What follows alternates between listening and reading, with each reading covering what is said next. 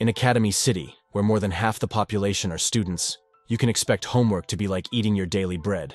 Misaka Mikoto is one of the few level 5 espers in the city, and her days become very interesting when strange incidents start happening. It also doesn't help that she has a female roommate who would destroy the world to have her babies. Episode 1.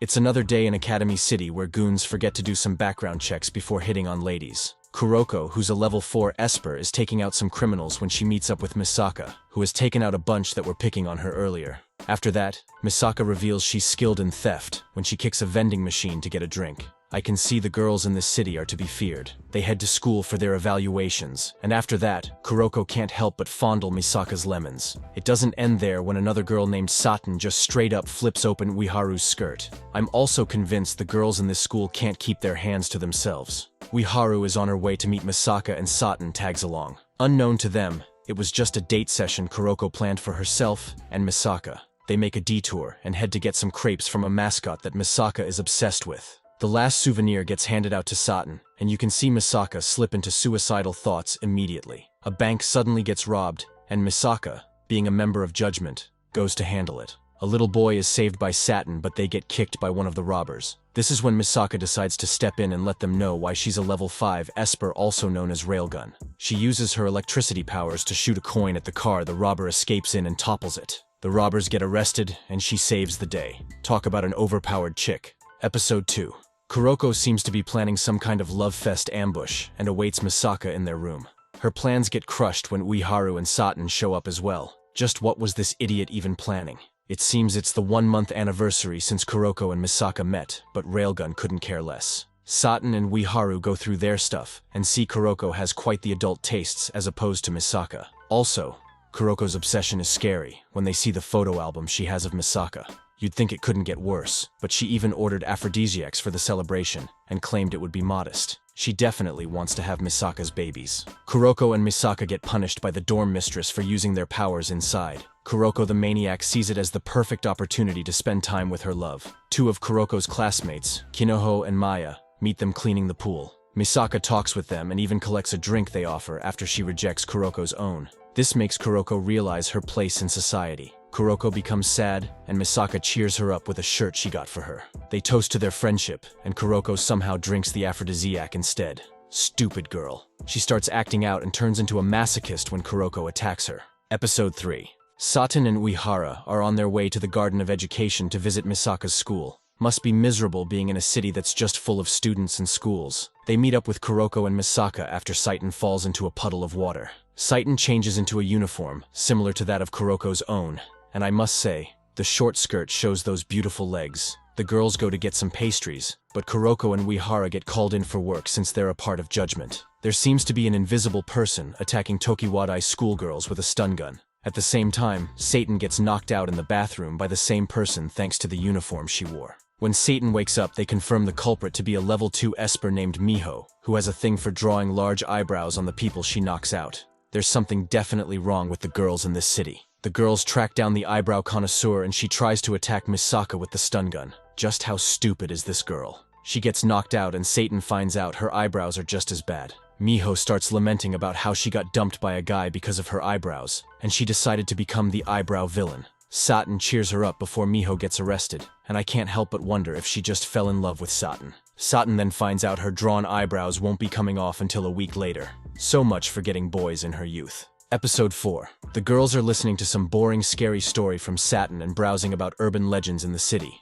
That's when Misaka remembers her encounter with a guy who can nullify other abilities. She encounters the lad as she walks out and sees him trying to help a lady find her parking lot. The lady suddenly strips because she's feeling hot, and she wasn't the only hot thing right then.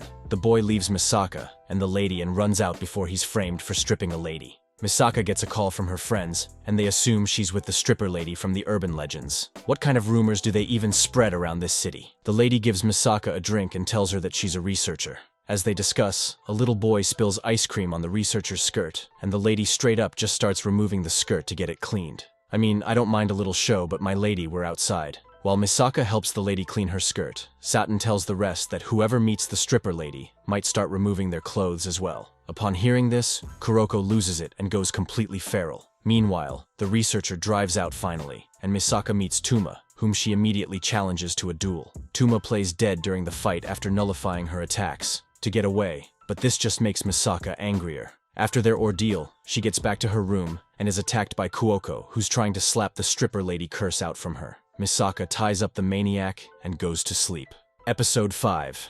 Ueharu is doing terrible at judgment training and can't even get one push-up in before she turns into a vegetable. Later, she goes to apprehend a car burglar with Kuroko, who rushes into the scene. One of the criminals knocks out Ueharu with a taser and they run away. When she gets up, she blames Kuroko for always rushing into things, and they get into a fight. Even when Satin comes to flip up her skirt, as usual, she doesn't react. While Kuroko sulks, she recalls her when she was younger and still in elementary school. After a mission, Kanori takes her to get some treats, and she meets Uehara while inside. They start talking about schools, and Kanori notices someone who came into the place with a gun. Kuroko charges in recklessly as always, and ends up getting Uehara captured and Kanori injured. Such a silly young girl. She ends up teleporting Uehara outside to save her. While she tries to play the hero, she gets saved by Misaka, who is passing by. Kuroko uses the opportunity to subdue the criminal. It was at that moment she promised to work together with Uehara, and they were now bound for life. After her story, she got a call that Uehara had found the vehicle of the car burglars earlier, and Kuroko rushed to help her out. Episode 6. Kuroko is telling Misaka about a new criminal that's causing small explosions with gravitons and aluminium. Misaka offers to help, but Kuroko reminds her that she's a member of the public and should leave the crime fighting to judgment. Somehow the conversation delved into Misaka's choice of undergarments, and Kuroko was just sounding like a broken record and nagging mother all in one.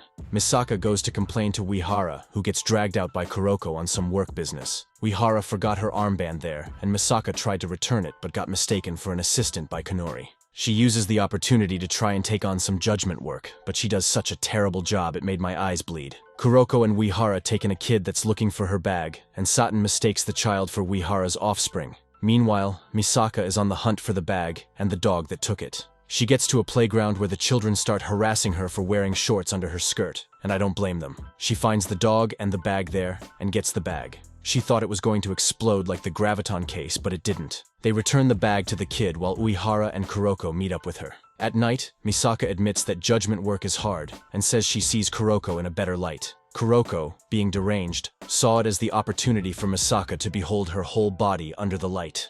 Episode 7. Kuroko looks overworked since she's been investigating the graviton case with its increased incidence. Satin and Misaka meet up since their companions are tied with work, and Satin talks about how useless she is since she doesn't have powers. Misaka suggests they all go shopping the next day, but Kuroko decides to be a hardworking citizen rather than spend time with the girl she's obsessed about. Misaka is looking at some weird pajamas when Tuma shows up behind her with the little girl that she helped get her bag back. She tries to get into a fight, but Tuma ignores her and continues shopping with his newfound daughter. Kuroko figures out the culprit is targeting judgment operatives, and she calls Uehara to evacuate the store. Tuma meets Misaka outside and tells her the little girl is probably still inside. They get inside and see the girl giving Uehara a stuffed toy acting as the bomb, but Misaka doesn't make it in time to stop the explosion. This judgment guy's seem more useless each second. Misaka finds the bomber hiding in an alley and gives him a good punch before leaving. Kuroko thanks her for doing a good job, and suggests helping her out to fulfill her fantasies once again. Episode 8. Kuroko seems stumped that Kaitabi, the guy behind the graviton explosions, was a level 2 Esper but displayed level 4 powers. She goes to get ice cream with Misaka, and I wondered if Misaka knew exactly who she was going to spend time with. Satan meets up with them, and they decide to go see Uehara, who's sick. They get there and discuss the possibilities of a level upper tool that could raise people's Esper levels. Uehara finds there's a meeting spot for the people that believe the urban legend, and Misaka rushes out to the place. Kuroko tags along like a kid that doesn't know when to give up, but Misaka tells her to stay far away. Misaka confronts some guys, and they lead her to an alley where they harass her for money. Typical brain-dead behavior. She knocks them out, and their leader comes to handle Misaka for beating her underlings. Misaka let out a big bolt that took out the power in the city. Meanwhile, Uehara was cheering up Satin for feeling down about her abilities. Misaka suddenly gets news the next day that Kaitabi has passed alongside some other patients. I guess she hit him pretty hard. As they get there, they meet Kiyama, the stripper lady, who has been called in to help investigate the matter. Episode 9. Misaka and Kuroko go out with Kiyama to ask her some questions after she can't help but take off her clothes at the hospital. At the restaurant, they asked her about the level upper when Uehara and Satin came in after staring through the window like deranged stalkers. Satin was about to show them something, but held it back when she heard those using level upper would be taken into custody. She then mistakenly poured a drink on Kiyama, who immediately wanted to give me a good view of her luscious body. As they left, Misaka tailed Satin, who seemed to be hiding something, but nothing came out of it. Kuroko headed out the next day to the meeting points of the level upper guys and saved Satin, who was being bullied by some of them. One of the guys could create illusions by bending light, and she had a hard time fighting that one. Kuroko figured it out and brought the building down on the guy. Literally. This girl can be really scary when she gets serious. The guy revealed that Level Upper was a song they listened to on a music player. As the police arrived, Satin left the place. She meets a couple of girls going to the library, and she tells them that she has obtained the Level Upper item. Episode 10. Satin turns to Santa Claus of the Year as she shares the Level Upper with her friends, and they get powers. Meanwhile, Kuroko and Uehara are having a tough time with the increased incidents and investigations. Uehara tends to Kuroko's wounds when Misaka enters the room, and they figure the Level Upper music is influencing the 5 senses and awakening powers. They inform Kiyama about it, who goes into more research, and hopefully doesn't remove her clothes in the process. After one of Satan's friends collapses, she calls Uehara and confesses to her about using the music. By the time Uehara gets to Satan's place, she sees her collapsed on the floor. Misaka and Kuroko find out that the music is altering the brainwaves of all the victims according to the doctor. They investigate the matter with the help of Kanori, and they find out the culprit has made some sort of brain network, and it's no other than Kiyami, the crazy lady who can't seem to keep her clothes on. Kiyama takes Uehara as a hostage, while Misaka and Kuroko rush to save her. What could this crazy researcher be planning? Episode 11. Kiyama explains what Level Upper is to Uehara and gives her the cure for the program. Isn't it too late to be playing good guy now? She gets stopped by the anti-skill organization on the road. When she steps out of the car, Kiyama starts using multiple abilities from the brain network to wipe them out. Misaka then arrives at the scene and starts fighting her. Kiyama tries to explain that she's carrying out some research, but Misaka doesn't buy it. She pulls a fast one on Railgun when she causes an explosion behind her, but Misaka survives it and rushes to electrocute her, hopefully turning Kiyama's brain into popcorn. Because of the shock, Misaka got a glimpse of Kiyama's memories. How she became a teacher to some abandoned children that were used in an experiment. At first, she hated the kids, but later grew to love them. And it was then that they didn't survive the experiment. Kiyama has been trying to find a cure but has been rejected so many times, which is why she took matters into her own hands. Unfortunately, the brain network got overloaded and Kiyama fainted. Suddenly, some kind of monstrous fetus emerged from where she lay. It looked like something straight out of a horror game. Episode 12. The monster wreaks havoc everywhere, and when Misaka attacks it, it just regenerates and grows bigger. Kiyama told them it was an aggregation of the Esper fields of everyone in the brain network, and the only way to destroy it is to cut off the network, just like the way we cut off bad friends every new year. Anyway, Uehara tries to get the cure to anti-skill while Misaka distracts and fights the monster. Uehara gets the cure to them, and they broadcast the sound throughout the city. The patients calm down, and Misaka finally fries the monster, but it's not over until she can destroy the core. Big monsters just never know when to stay down. Railgun used her signature move and destroyed the monster's core with a coin flick. I'm happy that Kiyama managed to keep her clothes on through all this. She was taken in by the authorities, and Kuroko arrived at the scene to tell them that the patients had started waking up from their coma. Misaka was too tired to handle Kuroko's fondling attitude, while Uehara rushed to go see Satin. Uehara got the usual treatment from Satin as she apologized. Meanwhile, Misaka finally gets her strength to fry Kuroko's circuits, since she doesn't know when to give up. Episode 13. Kuroko is harassing Misaka once again when Maya and Kinoho come to ask them to help out with being swimsuit models. Kuroko sees this as the perfect time to fulfill all her fantasies, and she gets Misaka to agree. When they get there, they meet Kanori and Kongu, who are also going to be models. Just like that, this was turning out to be one of the best episodes. The ladies change into different swimsuits. Unfortunately, Kuroko looked as flat as my work desk, while Kanori took the win, and I hoped I would be going home with her in that outfit. They got to the studio and started taking pictures in different sceneries. Kongu was trying her best to show off, and the others soon joined her. After some errors, they took a break to make some food, and Kongu was still acting like some royalty. Someone should put this girl in her place. The girls got to cooking, and while Saiten and Uehara were arguing about how to cut vegetables, Kongu finally confessed that she's very incompetent in cooking, just like in other areas of her life. They all got together and helped each other cook the food. They took one last picture and left, but Misaka was still fiddling around inside with a weird swimsuit and displayed herself on a billboard as well. Episode 14.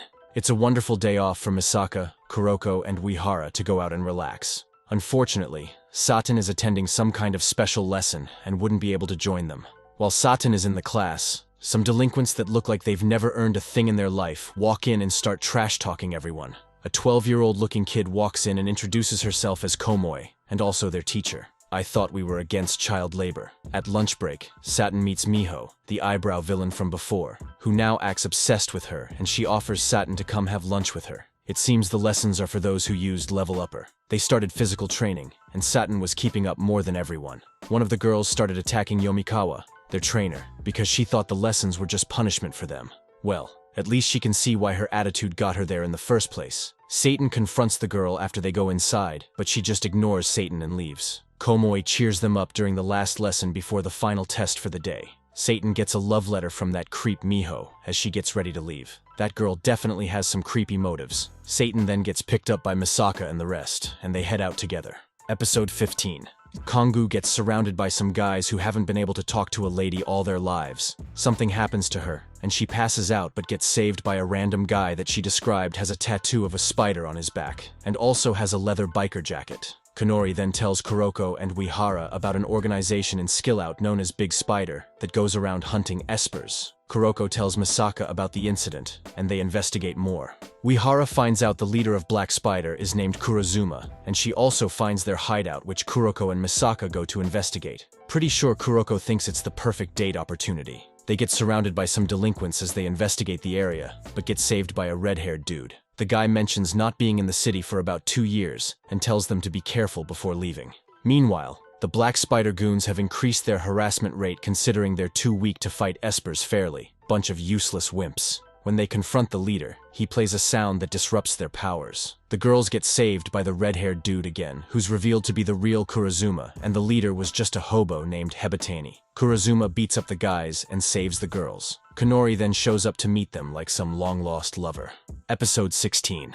Kanori refers to him as Senpai, and says she thought Kurozuma was dead, but he just leaves and tells her he'll soon disappear again, just going around breaking girls' hearts. Misaka and the rest go to see Kanori, after not being able to reach her, but they just meet her roommate, Aomi. They go inside, and Aomi tells them how Kanori used to be a member of Black Spider. The Black Spider goons are already suspecting that Hebatani is a fake, while the girls get news from Anti-Skill that they'd be raiding the Skill Out hideout. Misaka goes to confront Kanori about the way she's behaving, and Kurozuma shows up as well, and tells Kanori to stop worrying about him and go home. Kind of a harsh thing to say to your lover. Kanori goes the next day to help out Kurosuma before the raid, and she gets accompanied by Misaka and Kuroko. Kurosuma starts attacking the Black Spider members while Kanori and the rest show up to help him out. Hebatani gets taken out despite threatening to be a suicide bomber. It didn't even have to get to that. Kurozuma takes him out and the Black Spider members all get arrested. Kanori arrests her lover too as they share a final laugh together. Episode 17.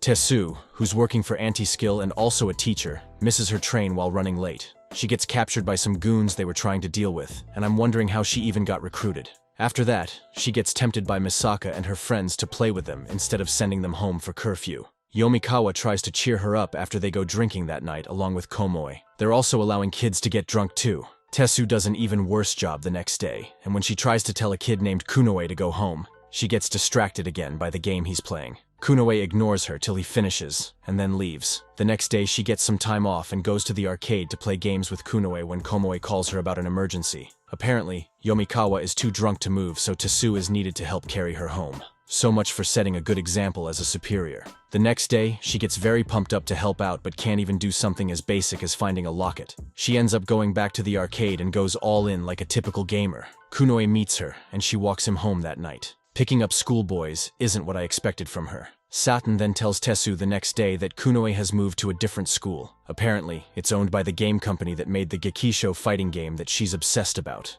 Tesu leaves the arcade with Yomikawa, and she seems more joyous than ever. Episode 18. Misaka and Kuroko are complaining about their dorm supervisor when they see her heading out and tail her. The supervisor goes to get some pizza and arrives at an orphanage where she visits the children there occasionally. The girls see Satin and Uehara helping out, and it's there that Kuroko figures that the supervisor is in love with a man named Daigo, who is also acting as a caretaker at the orphanage. Who knew this woman was capable of love? I don't know how Kuroko did it, but she managed to convince the supervisor to allow her help in her quest for love. This woman has no idea what she is signed up for. Kuroko tries setting her up with Daigo to bake a cake, but that goes horribly wrong. Then she decides to send them to go buy one. Unfortunately, It seems the supervisor could barely keep her cool beside Daigo. This plan is turning out just great. They get back and Ms. Supervisor helps calm the children down when there's a sudden earthquake. Daigo admired this action of hers. Misaka and the rest tail her to a restaurant where Daigo meets up with the supervisor, and he asks her what she thinks about marrying someone younger than her. That was very quick.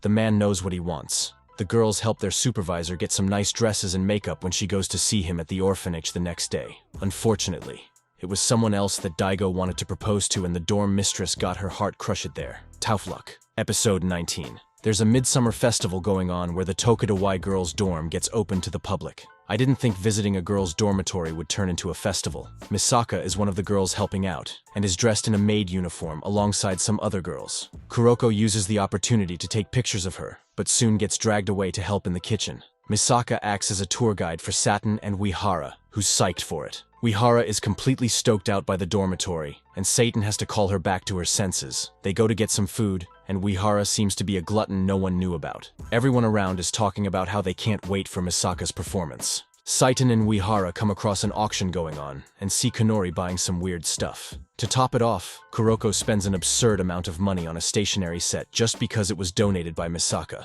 Someone needs to put a leash on this girl. They also meet Kongu, and Kuroko somehow tricks her into serving drinks. Misaka changes into a cute white gown and gets ready for her performance when Tuma bumps into her, talking about losing someone he came with. How did he get backstage, and how is he always losing someone? She chases him out and gets on stage to play a beautiful violin solo. Episode 20. Uehara introduces her new roommate, Harue, to Misaka and the rest. They help her unpack and arrange her stuff before Kuroko and Uehara go to attend a judgment meeting. Satin and Misaka then go out with Harue to show her around town. They discuss the sudden earthquake incidents, which they call a poltergeist phenomenon. It's a phenomenon where the abilities of multiple espers who are out of control converge and manifest. Satan shows how insane she is by being excited about this. Kuroko and Uehara meet up with them after their meeting, and they all go to an arcade to have fun. They decide to attend a fireworks festival that night and start getting ready. Misaka and Kuroko have to escape their dormitory like some thieves in the night. They meet up and go out having fun while watching the fireworks.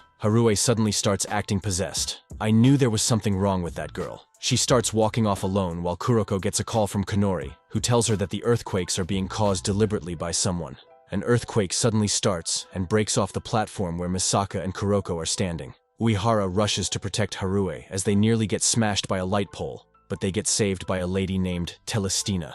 Episode 21. Kuroko questions Telestina about why she didn't tell Judgment about the causes of the earthquake to help track down suspects. Telestina tells her that her job is to stop rumors from spreading. Kuroko and Misaka get back to their dorm, and they both suspect different people to be the cause. Misaka suspects that Level Upper and Kiyama might be responsible, while Kuroko suspects it's Harue. Better yet, just end everyone and be done with it. It'll solve the problem fast. Uehara helps Harue cheer up when she wakes, and they go out the next day to a park. Meanwhile, Misaka and Kuroko bring up her file to investigate and find a strange note which says she can exhibit powers above her levels in certain conditions. Harue tells Uehara about a friend she's been looking for when an earthquake suddenly occurs. Misaka and her obsessed lover get to the hospital and find out Harue passed out. Kuroko tells Uehara about what they found, and the innocent girl gets angry that her roommate is a suspect. Telestina shows up and says they'll have to examine Harue to be sure. The results come out and they find out Harue isn't capable of the earthquakes, but Kuroko still suspects her. Uehara is going to kill this girl for sure. When Harue wakes up, she mentions she hears her friend's voice before passing out. Uehara returns her pendant, and it shows a kid named Banri, whom Misaka remembers from Kiyama's memories. Episode 22. Uehara tells Harue that she'll help her find Banri. This Uehara girl really is just a goody two-shoes. Misaka tells Telestina that Banri was one of Kiyama's students during that incident. Telestina mentions that the unconscious kids might be the cause of the poltergeist incident, and they have to find them. Uehara still feels bad that Harue's friends are being suspected this time. She should get a grip. Uehara brings Harue some treats at the hospital, and reveals that her power is keeping things at a constant temperature. Telestina calls Misaka and tells her that Kiyama has been released on bail. The stripper lady returns to wreak havoc. After much investigation, Uehara and Kuroko don't seem to have any leads. Kuroko tells Misaka about her investigations on Gensei, the mad scientist who experimented on the children that Kiyama was trying to save. Misaka heads out to a closed-off facility where she meets Kiyama. The researcher takes Misaka to where the children are, and the doctor there reveals that the kids were actually used in an experiment to try and achieve a level 6 Esper. Typical case of mad scientists looking for more power. Kiyama tells Misaka that the earthquakes occur when the children try to wake up, and she's looking for data to develop a vaccine, which will suppress that from happening. Telestina then walks in to take custody of the children, and mentions that she has access to the data that Kiyama is looking for. Episode 23. Telestina takes Harue to see Banri and all the other unconscious kids for reasons unknown. Misaka, on the other hand, tells Kuroko and the rest about what happened, but she still seems bothered about Kiyama. Uehara heads out to see Harue and branches to where Kiyama is. She tells the researcher to bring her data to Telestina so she can help wake up the kids. More like annoying persuaded her. They got there, and Telestina mentioned that they'd be moving the kids to a different facility, and Harue would be joining them. Telestina destroyed the data and revealed her middle name as Kihara, the same as the mad scientist that started this whole mess. Uehara calls Satan and tells her what happened. Telestina is the granddaughter of Gensei and was the first subject of his experiments. The dude really didn't care about family. Uehara got slapped back to her senses, and she began tracing where the kids might be taken to next. Meanwhile, Misaka goes to confront Telestina. They start fighting, and Telestina uses the capacity-down sound that Skillout was using to hinder Esper's abilities. This lady is just all forms of bad. Misaka couldn't beat her and got choked, but was later rescued by Kongu. After she wakes up in the hospital, she goes with her friends to track down where Telestina is taking the kids. They find the facility and also see Kiyama is tailing them, and for some reason Kongu is still in the room. Episode 24. Kiyama was about to get attacked by some of Telestina's subordinates, but got saved by Misaka and her team. Uehara then tells her the cars she was following were decoys, and leads her to the correct ones carrying the kids. Misaka follows them shortly after, while Kuroko and Kongu handle the goons. Kongu can manipulate air like a certain last airbender we all know. Kiyama's car gets attacked by some kind of Power Rangers robot that's being controlled by Telestina. She's all forms of bad and also has bad taste. Misaka attacks the robot, but Telestina already knows all her tricks and can evade the attacks. With the help of Kuroko, Misaka blasts the robot to smithereens. They arrive at the facility where the kids are being held, but Telestina ambushes them again. This woman survives like a cockroach. Uehara gives Satan a hint on how to disable the capacity down that Telestina is using to suppress Misaka and the rest. Satan destroys the controls, and Telestina decides to take down the whole facility. Misaka defeats her with her unique technique, and Kiyama finally uploads the data, and the children wake up. Misaka and the kids then plan a special event the next day to wish Kiyama a happy birthday. After that, they all lived happily ever after, just like they say in the Disney tales. That's all, folks. Thanks for watching. Don't forget to like and subscribe for more amazing content.